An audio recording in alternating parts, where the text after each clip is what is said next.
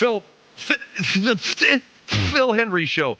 If you're going to cue me, man, just throw the finger at me, will you? Taylor's going to cue me, and it was like a half cue, and I went, you should have seen that. He goes, hey, yeah. And so I'm like, Phil Hendrie show. It opens like that explain to you why our show is the #1 rated afternoon drive talk show in Los Angeles and soon to be across America. We just got the statistical data in. We're just collating our information. We are downloading the mother father computer. We are #1 afternoon drive talk show in LA. God, was that easy? Man, that was easy. We just started in March. I thought it would take about a year. 3 months later, #1. That was easy. So that's beautiful. Also, I'd like to say that Penguins, the caffeinated mint company that we've been plugging for free on the air, we need another box of mints, guys. We need another box of mints, all right? God, do we love these things. Penguins caffeinated peppermints and Penguins decaffeinated peppermints. Taylor found them over at Tower Records. I don't know how he finds this stuff. He finds it. He brought it in, and we started popping these things like bennies. And they're really great because, there's a little bit of bad breath going on around this show, especially, after we eat our lunch about 1 o'clock, and it's usually something Chinese. So by 4, look at that. Schaefer's in there. He's just shoveling them down. And when he gets home at night, Gretchen's looking at him going, what's wrong with you? Ever since you started this show. So anyway, it's always nice when we get free stuff. Not that we're pining away for it or plugging for it, but you guys are a little late. Oh, you say you got another box in there? Okay. 1-800-449-8686 is our number. Large drivers demanding safety belts fit for all.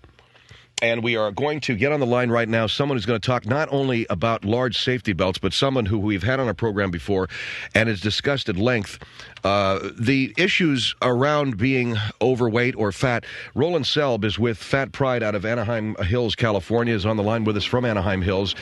And you are going even further than demanding safety belts. You think that cars should be made larger. I'm sorry, Mr. Schwinn, right? How did I get Selb? No, Ray Selb is with our organization, Phil, in Los Angeles, and that's probably why you confused us, because I know Ray was in touch with you. Okay, Ray was talking with me. We have Roland Schwinn on the phone, and my apologies, Mr. Schwinn. That is perfectly fine, because I know that we've been exchanging phone calls for the last couple of days. Well, why? All right, let me get right to it here. There's a woman by the name of Elizabeth Fisher who was shopping for a new car. She went to look at a Odyssey, which I believe is manufactured by Honda. Is that correct? That is correct, yes. She sat in the car and found that it did not have an ample seatbelt. And when she asked the American Honda Motors company that makes Odyssey for a longer seatbelt, they said, well, you know what? We don't make longer seatbelts. You can get seatbelt extenders, but we don't recommend it. And anyway, she has filed a petition with the National Highway Traffic Safety Administration asking for it to review its standards. She wants longer safety belt. Phil, let me back up. What Ms. Fisher is asking is what we are asking, that there be new uniform standards written for automobiles and automobile safety devices that include those of us who are bountiful, those of us who are fat and proud, the bountiful and the proud. Now, these are terms that you use in your organization, bountiful and the proud. Well, we do not subscribe to terms like overweight, and we do not subscribe to terms like obese, because we are very proud of our physical state, and we are very happy with our physical state. We feel ourselves to be emotionally as well as physically healthy. That is why we call ourselves the bountiful and the proud, or the fat and the proud. Okay. You're asking for larger automobiles, period, correct? Yes, we are. Why? Well, from my own experience, and anyone who has test-driven a car who is fat and proud or bountiful and proud knows that automobiles in general are not made for larger people, for the bountiful and the fat. The seatbelt does not fit. When I went to test drive an Isuzu Trooper, an automobile which I think very highly of, and which scores very high marks in Consumer Reports, I too encountered a seatbelt problem.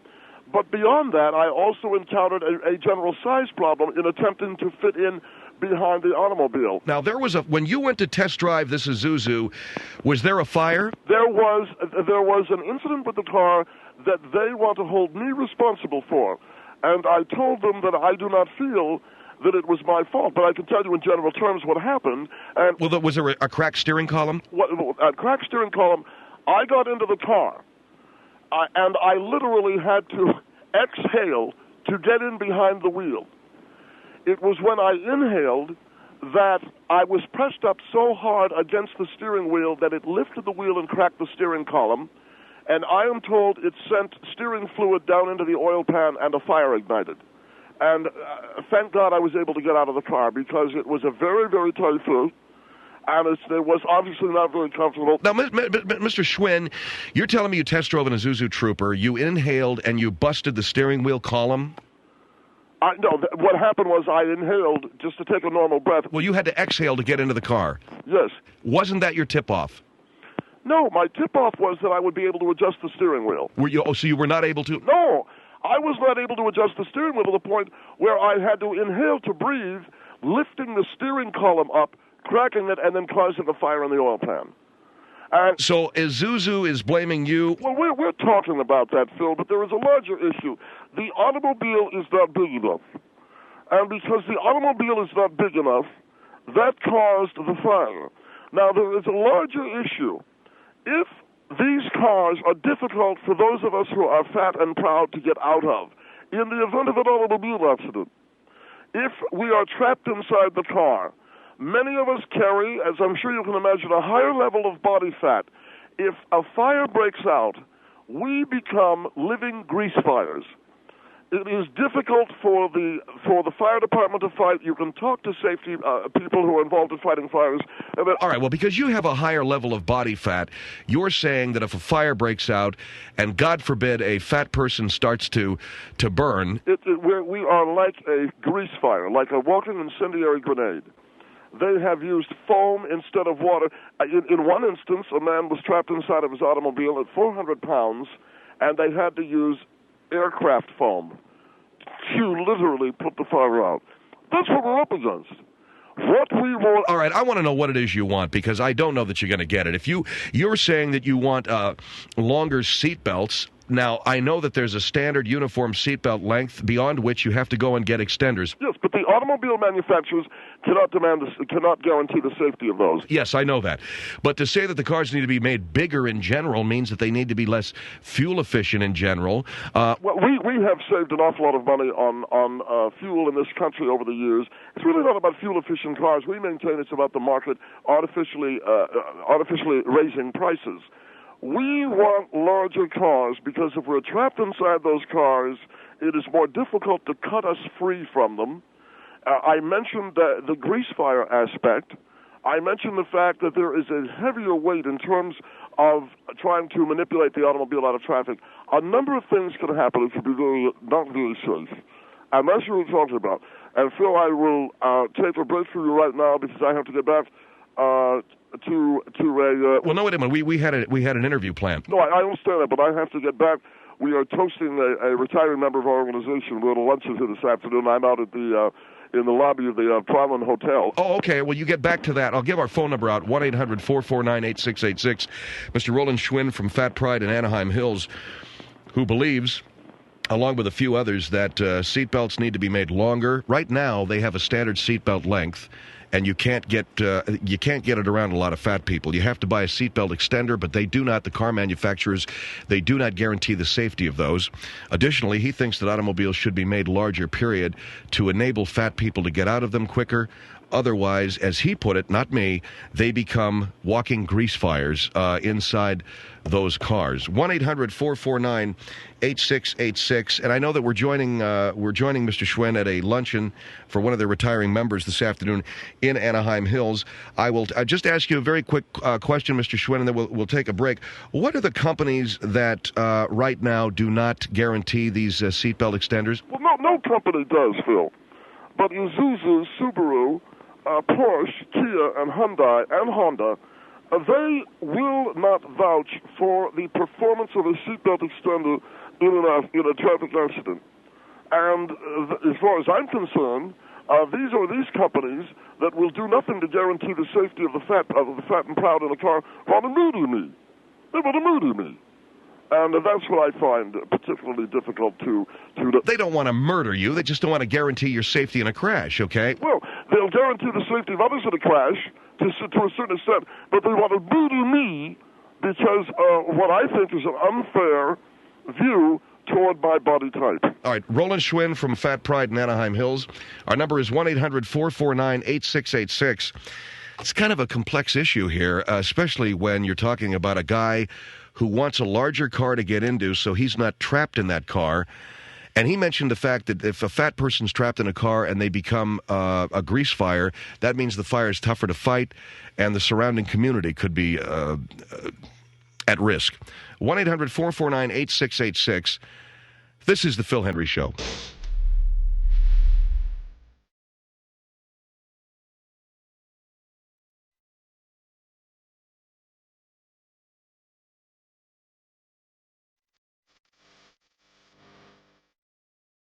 1-800-449-8686. On the line with us is Roland Schwinn from Fat Pride in Anaheim Hills.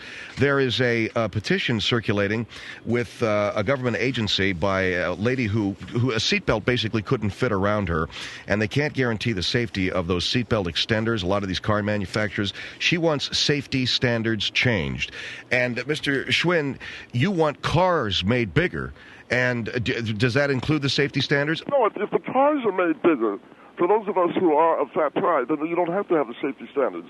But I'm saying that there is a danger to the community at large, for those of us who are fat and proud, to be cut out of an automobile during an automobile fire is a very dangerous thing. We're much, much bigger. Well, so you're big and you're fat, and there's a lot of fat that's going to burn. So what are you saying? You're endangering the lives of firefighters in the surrounding community. Well, are you telling me that a 400-pound guy is going to ignite houses?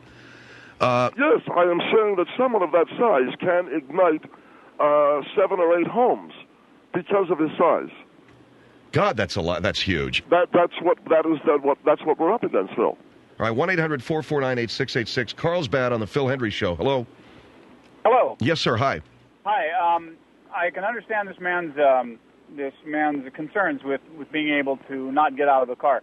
But I don't see the responsibility being put upon the car makers to make a different-sized car for every single segment of society. No, I didn't say every single segment, did I?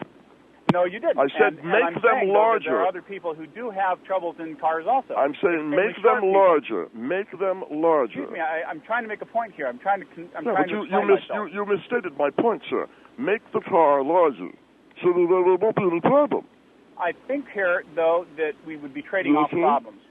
We would be trading off a larger car, which is inherently more dangerous to other drivers on the road when you get into inherent accidents. We see that with the SUVs already. Look, when you cracked you cracked the steering column on an Isuzu. Yeah, when I was first driving an Isuzu, I cracked the steering column. Yeah.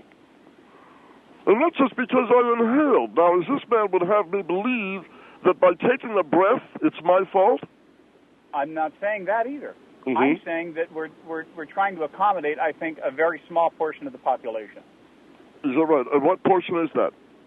The portion that are having trouble getting into a car and having trouble getting out of a car. What is the percentage of the population? I don't know. You tell me. Well, then why are you saying very small, sir, if you don't have any information? Okay, you don't have any information. Then why don't you hold your opinion until you have the information? I'm sorry. I thought I was asked to give an opinion. No, you don't have an opinion based upon any information. You're asking me to give you information after you give an opinion based on... Okay, all right. We understand. The guy said he thinks it's a small portion. What's the portion?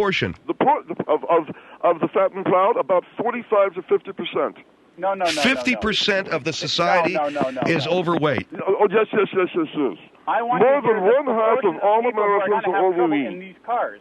What is that? What's your question, sir? The proportion of people who are going to have that much trouble in a car. It the is not proportion of American population. Well, sir, you may be in the kind of physical shape where an automobile accommodates you, but I'm telling you that up to 60% of all Americans have a difficult time getting behind the wheel of a car. And where do you get your information? I get my information, the DuPont study from 1995 of National Highway Administration, as well as University of San Diego's study on obesity and auto size, which was the late 80s.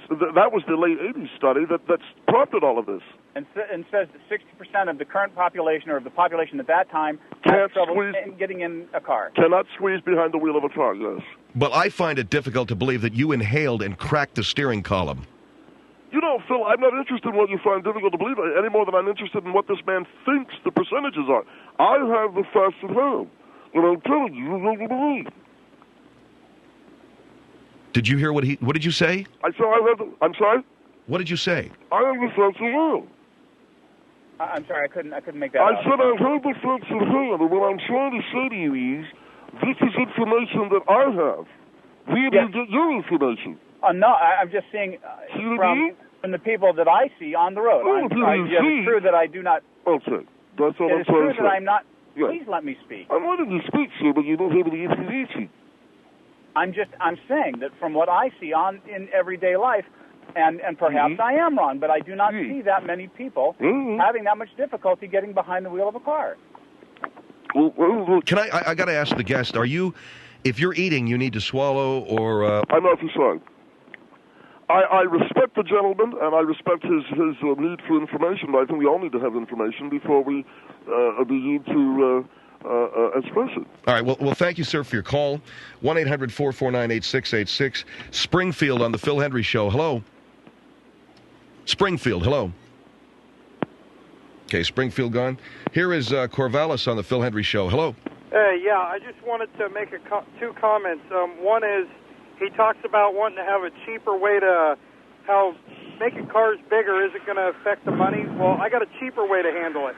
Go on a diet. Stop spending money on food. Do you think I bet you think that's an original point of view. And two, I bet you think that's an original point of view, don't you? Listen, I have to tell you, I've heard that point of view. I'm tired of people crying and complaining. Poor me about the whole world. Well, you know, I bet poor me. Sure, I do that anymore. Why should I change for you? Why should I change for you? You want everything to revolve around you. No, not everything. Change? Not everything. Just car sizes, so that we don't have to be a walking beach for There isn't a smart manufacturer who thinks it's even worth it to change for you. There's a good point. Why would the automobile manufacturing industry feel it worth it in terms of money? You know, Mr. Henry, there's a little thing called a boycott, and an awful lot of organizations have engaged in economic boycotts, and those who are fat and proud to do the same thing. I totally disagree with you. You think that the percentage of people is even worth it. I don't know the percentage, and I'm sure that other gentleman doesn't either. But if I walk down the road, not 1 out of 10 people weigh 400 pounds. So why are they going to consider making cars for people who weigh 400 pounds? Well, I didn't say 400 pounds. I said 1 out of 10. I said 1 out of 10 people have difficulty squeezing behind the wheel of a car. Well, look at a bike. What about that argument that you should lose weight? I'm not going to change my lifestyle just to make you happy. You're not going to change your life, but manufacturers have to change theirs. Well, what are they going to do? And the world has to revolve around you. Once again, we're back to you. What did you say? It's all about you. No, it's not all about me. I said that I'm a hog. But you're making it sound like it's all about poor little fat people. And it's the same thing about poor gay people, poor gun activists, poor me crap. Are you fattest? You must be a fattest. And what is fattest? Everybody crying about everything. No, I am saying that we have to roll back the attitude of obesity. Phil, you have a great show, and I don't know where you get these people, but they're funny. You know what? I'll tell you something, sir. You may think it's not so funny when a man explodes in a grease fire outside of your home. Thank you very much. Thank you very much. My dad weighs 500 pounds. He's been 500 pounds all his life. Well, try setting fire to him and see what happens. You're telling me you broke a steering wheel? Holy. Phil Hendrie Show, 1-800-449-8686.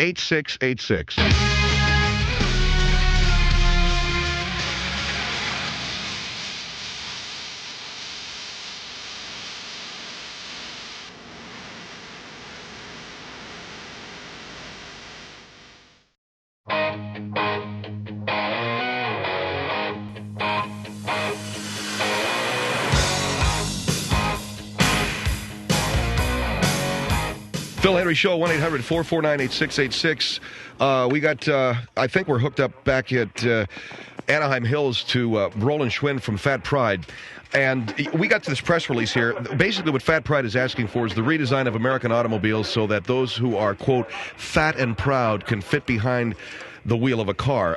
There is a woman in, I don't know where, Elizabeth Fisher, somewhere back east. She wants the National Highways Traffic Safety Administration to review their standards because the seatbelt won't fit around her. And seatbelts won't fit around a lot of overweight people. And seatbelt extenders that one might buy in a auto parts store, the safety of those in an automobile accident are not guaranteed by the manufacturers. Seems to me, Mr. Schwinn, the auto manufacturers are saying, look, you guys are taking your life into your hands out there. Senator, just because I choose to live my life as the fat of the proud doesn't mean that I have to be mooted by Honda or Hyundai or any of these other companies.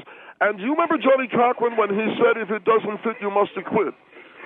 What we are saying is, if we can't fit behind the wheel, then we're not going to sign the deal. And that is what we're saying with Fat Pride. If we can't squeeze behind the wheel of a car, then what good will it be? You're at a banquet right now for one of your retiring members? Yes, Ronnie Shulman, who is a tremendous and was one of the founding members of Fat Pride in Southern California, is retiring from the organization at the age, mind you, of 78 years old. He weighs 410 pounds. He is proud and he's full. Yeah, but I understand this is a luncheon, correct? You have luncheon, well. Okay, so what are you doing now? I'm just passing the tray of dip, and what we will do is... Okay, what I would ask you to do is swallow your food before you talk, okay? All right, let's go to Jacksonville on the Phil Hendrie Show. Hello. Hey, how Yes, are sir. ya? Fine, sir. Hey, I weigh 320 pounds. That's wonderful. I eat a lot of damn food, and that's why I weigh that much. Yeah. I got plenty of room between my steering wheel. If my stomach hits my steering wheel, it's time to quit eating. You have plenty of room between you and your steering wheel because you're making yourself accommodate to that. And I'm saying don't be a slave to it, that's all. Hey, man, you need to put down the buffet tray and quit eating. No, you know what I'm saying to you? I don't have to put anything down. Well, then don't drive, man. No, the automobile manufacturers of America owe you and me a car we can fit into. You're a beast. No, Buy a 1960 Cadillac. Well, you weigh 325 pounds. And I'm fat. Well, why aren't you proud of that? Why? Yeah. Jesus Christ, there's no need to be as fat as you say you are. Well, then why are you as fat as you say you are? Because I like to eat, but I quit. The day you get trapped in that truck and you start a grease fire that's 6 city blocks long, then you come squealing to me. Yeah, you do. All right, let's go to San Bernardino on the Phil Hendrie Show. Hello. Hello. Hello. Yes, ma'am. Oh, hi, Phil. Yes, ma'am. Thank you for taking my call. Certainly. You know what? This gentleman here, I want him. Why is he so bound and determined to get a small car? My father died in 1990 and left me his Cadillac sedan DeVille. The front driver's seat belt is long enough that it reaches clear over to the passenger seat. There is so much room Wait a minute. between the steering wheel. Hold on for a minute, ma'am. Mr. Schwinn, what are you doing? No, I was having some of the cheesecake. It's a triumph. Yes, go ahead. Go ahead. Are you there, ma'am? Yes.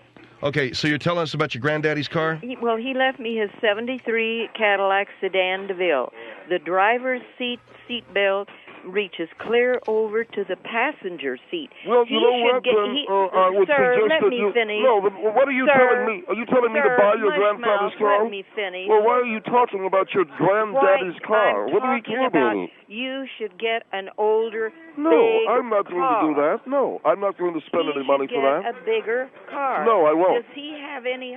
Phil, no, I won't do shut it. up. I won't do it. I'm going to get the kind of car that I want to get. Phil, all right, well, I can't make him shut up. Here is Gainesville on the Phil Hendrie Show. Hello?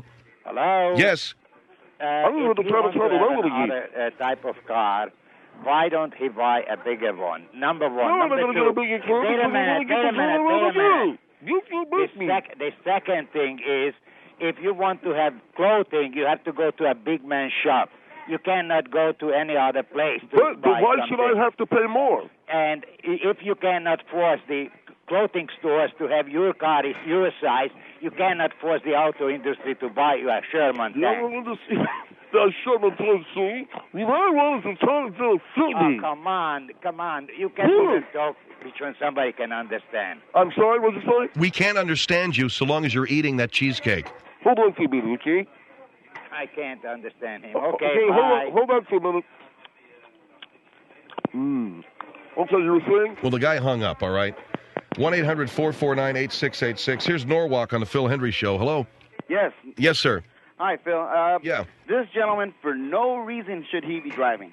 If he does not fit in I that have a car, wonderful driving record, look, sir. if you don't fit in that car, you know what? To make a long story short, I think you are liable for that car you busted. How am I liable to the car Because if you rental? didn't fit to start with, why did you get in? First of all, And then you keep talking about fat people burning, and it's a bunch of lard, all this and that. Why don't you guys take that in consideration and stop eating? Here. I'm sure you have some kind of health problems. It would be like burning lard if I caught fire in a car. And But why would you get in a car where you would even think you have a chance of catching fire in? Because, first of all, the Isuzu Trooper is highly rated by the Consumer Reports. Number two, when the dealer said get into the car, I had to... You know what? There's a lot of places that customize cars. Yes? Why don't you buy a car, take the seat out, and put it in the back seat? Why don't you sit in the back seat of the car? You know something that's insulting? That is obesist. You know what? You are obesist. No, I don't have anything against any kind of people at That all. is the most race, racist. size, or anything. That's racism. And when I heard you say that about you got in the car and busted that steering wheel, you see? I had to call and let you know that you were just too I am in the big for that regalia. car. When I get into the regalia, I can fit into the car, but the state of California will not allow me to be in my regalia. Okay. Now, what is regalia? Is that when you take your clothes off? That is correct, yes. That is part of fat pride. You mean your clothes is that much? It takes up that much room? Yes, because I wear that much room? I wear flannel shirts and why? What? Why don't you just solve your problem, buy a pickup truck, put the seat in the back, and you're done? I need a new car because I got blisters from my old car's steering wheel rubbing on my stomach. Look, there's a lot of places that will customize a car for you. If you need it customized that bad to where you can get into it, that's right. You need to take that So option. why not customize the car? Mr. Hendrie, I don't want to go through all the expense of having a So why do you want the manufacturer to do it for you? Because I have a right to have a car to fit me. I think it's gonna be impossible to make a. You know what? I notice a lot of people that are overweight buy small cars. Why? Do you feel safe in a small car? No, because it gets too good, man. You know me. No, I think to make your life easier, you need to buy a car that will be able to be modified to fit you. Instead of you fit to the, you need to adapt yourself to the car. What? You need to adapt yourself to the car instead of the car to you.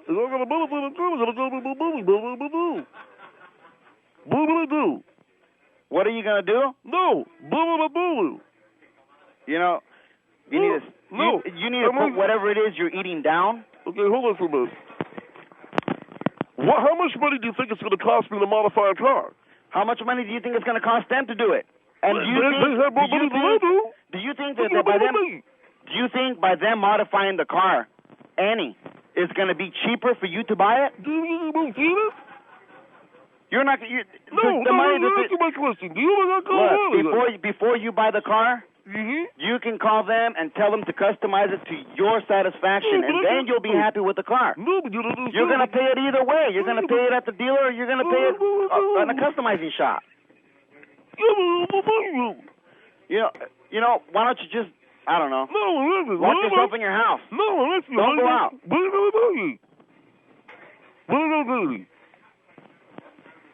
What are you saying? When are you going to have the baby?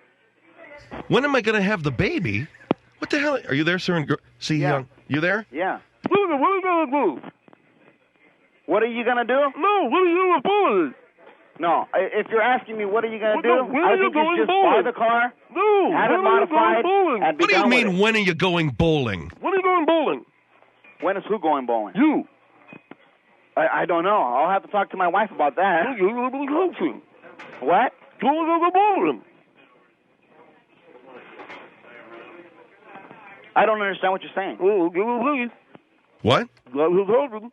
Oh, swallow your food. I said that shows that you guys are stupid. It shows how much All I'm right. stupid? Yeah.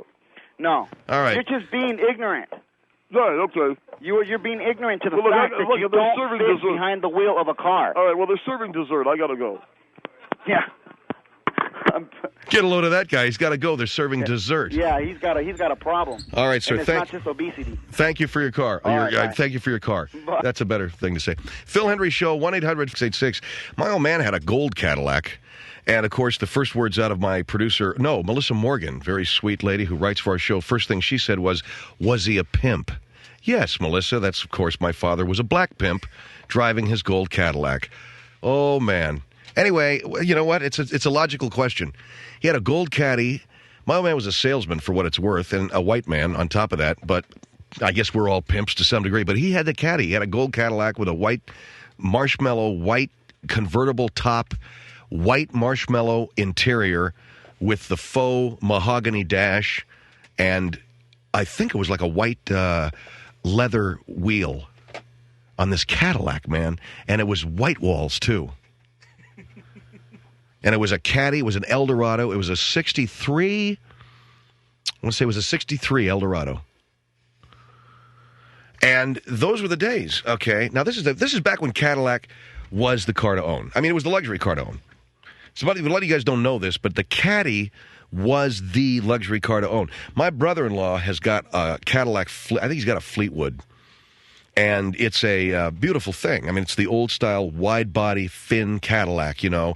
Big, wide gas hog of a thing, and he loves this thing. He's got steer horns mounted on the front of this. I mean, he has wired 2 steer horns to the front of this thing, and he cruises all around like San Diego in this. And back then, there was one rival to Cadillac, and one rival only, and that was the Lincoln Continental. Now, if you look at Lincoln today, yeah, I suppose you like it. I mean, the town car isn't bad, but this is back when this was a set of wheels, man. Lincoln Continental was this big, boxy-looking thing with those big-ass headlights on the back. And if you want to know what it looks like, just look at the Zapruder film. Kennedy's sitting in one when he finally gets... I swear, it says 63 Lincoln Continental is what they used. Those were the presidential... what do you call it? Limousines. And those babies, man, they were like, they had bulletproof everything. They were huge, man. Would it be cool just to... I wish to God I could get a Cadillac and look good in it now, but I'm too old now to look good in a Cadillac. The only guys that look good in Cadillacs are under the age of 35. You guys would still look... You would look awesome in a Cadillac, Taylor. Me, I'd look like a fat, stupid old man in a Cadillac. By the way, Kennedy could have used one of those bulletproof shields you guys at Lincoln. I don't know what you were thinking, but I know. Hey, that's a slogan. Lincoln, what were we thinking? November 63. At your local Lincoln dealer. Lincoln, what were we thinking? Dallas. Anyway, well, Kennedy didn't want the bubble top. They were going to put the bubble top on, and he said no, he wanted to wave to the people. So it's his own damn fault. Anyway, it would be a nice thing to own a Cadillac, and I don't know how many of you are Cadillac aficionados. I know that they are still a valued and treasured automobile. There was an awesome thing, man. I don't know, the Discovery Channel or something, the history of the automobile. I think it was on Discovery. It was cool. And what they did is they counted down the top 10 cars in the history of America. Did I tell you guys about this? God, I wish I could remember what number 1 was, but like number 3 was the 12-cylinder Duesenberg from 30. This thing was a 12-cylinder. It had 350 horse. The thing not only was luxurious, I mean, it had like a separate mahogany dash, kind of, a tuck and roll place for the limo driver, then the back seat. It was just a 12-cylinder monster, and the thing just, got all kinds of speed. That was like number 3. The 57 Chevy Corvette was like top 5. The 1960 Corvette. Or am I thinking of the 58? I forget which. And I think Caddy was up in there. Cadillac was like in the top 10. Maybe the 56 Fleetwood, something like that. That's another one. We had Cadillacs all growing up. My old man, my dad was working at a gas station and went out and bought a Cadillac. Come to think of it, he was black. But anyway, I'm kidding. Well, come on. My old man's working at a gas station at night, and he's selling insurance during the day, and we're all a bunch of screaming babies running around on the floor with no place to sleep, and he's got a Cadillac? Yeah, there you go. I guess draw your own conclusions. That's a sad commentary. I didn't draw those conclusions, folks. My racist producer, Mike Schaefer, did. Anyway, he had a midnight blue. Hey, Dave, if you're listening, check this out. A midnight blue 56 Cadillac Fleetwood. And this thing was cherry, but it was one of those big things that you see in those Frank Sinatra mafia movies. Did you ever see The Godfather? There's a few caddies in that, some 1950s Cadillacs, big bullet fenders on them. You know, they got those big two bullets on the fenders. Big, frightening, scary, awesome, 3 miles to a gallon monstrosity. Weighed about 7,000 pounds. You know, you could take out a police station with one of these. You could take out a Sherman tank with one of these things. Really beautiful. So that's it. And when I think of those cars, I think of how cool they would be to own one, but I can't own them. There's no car that I look good in. I'm not going to go out and buy a car like that. I look like an idiot now. Now that I can finally afford maybe to buy a car like that, I'll look like a colossal moron. Only guys like, Taylor here, my younger compadres, they can drive around in a caddy and look cool. But I look like a bald old jerk. Just like these old guys I see driving around in those Mercedes, those 250 SL, those little Mercedes sports cars, and you see those guys with their gray hair, and they think they look like, Danny Ungaius or whatever, Danny Sullivan sitting there, man, and they look like a Dorcas. So I'll just stick to my little four-door sedan piece of crap that gets 1,800 miles per gallon. What am I going to buy? What am I going to look good in? The only thing I'd look good in, the only thing I'd look right in is a truck, a pickup truck, 1959, shotgun rack, hip flask. Schaefer says to me, well, then buy one. I don't want one, man. I don't need to haul furniture anymore, okay? Now I can afford to have a guy haul my furniture. I went out, I bought a truck. Why? Because I needed something to haul my furniture in because I was moving every 2 weeks. And that's when I bought that Chevy Blazer for the same reason. And in those days, I had season tickets to the Rams. I wanted someplace I could lie down in after coming out fourth quarter after 14 Monster beers. So I could lie down in the back of that thing and not have to get it and drive right away, okay? I don't have that kind of car anymore. Instead, I got a wife. So she can worry about driving it. So I don't know. I think probably what I'll do is just stick with the piece of crap that I got. Let my wife enjoy the big, the big fat side of life when it comes to cars. And I'll hitchhike. I'll ride my skateboard. I'm going to get one of those mopeds. And just try to decide what's better, the truck or the wife. Yeah, no, the wife's better. It's a great thing. It's Phil Hendrie Show here at 1-800-449-8686. And don't forget our website, philhendrieshow.com. And we have a big announcement coming up. Our 2000 CD, our year 2000 Best of Phil Hendrie CD around the corner. We're going to make an announcement as to how you can get a hold of that and where it's available and how much. Phil Hendrie Show, 1-800-449-8686.